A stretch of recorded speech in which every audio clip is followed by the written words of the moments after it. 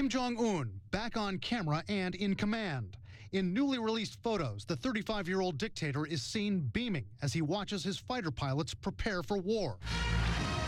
Tonight, reports from the region indicate Kim's regime may have just test-fired a tactical weapon, but it's not clear if that was a missile, a piece of artillery, or something else. North Korea's so-called supreme commander loves to flex his military muscle on camera, something he often does when backed into a corner.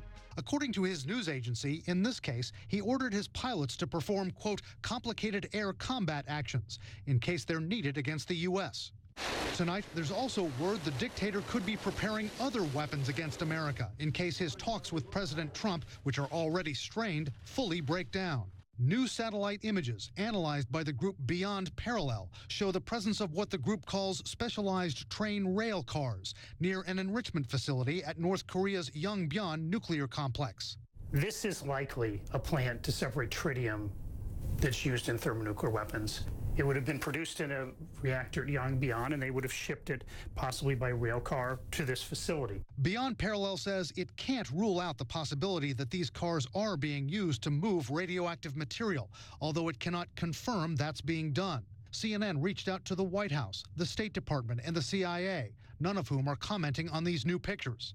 Analysts believe that while he's doing this diplomatic dance with President Trump, Kim is still producing nuclear bombs and missiles in secret. The biggest fear is that he's refining his ability to put a thermonuclear weapon on an ICBM and building many of those.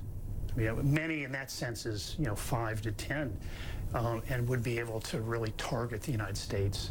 As for these new pictures, analysts say it's possible the North Koreans want U.S. officials to see what they're doing and want to send a signal. To raise tensions or conduct provocations to get political or economic concessions. They want political concessions. They want the United States to agree to a summit, but most importantly, they want the United States to lift sanctions. And tonight, Kim seems to be preparing to use another kind of leverage against President Trump. A senior Russian official tells CNN preparations are being made for a possible meeting between Kim and Russian President Vladimir Putin. Reports say they could meet as early as next week in Russia's Far East. Putin, analysts say, would love to drive a wedge between Kim and Trump, and Kim could use Putin to his own advantage. Kim wants to see Putin to be able to use him to support his blackmail diplomacy. An alliance or close relationship with Putin will put pressure on the United States.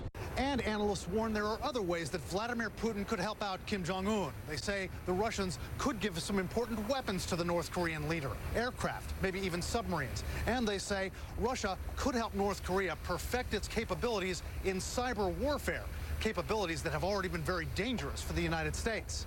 Brian Todd, CNN, Washington.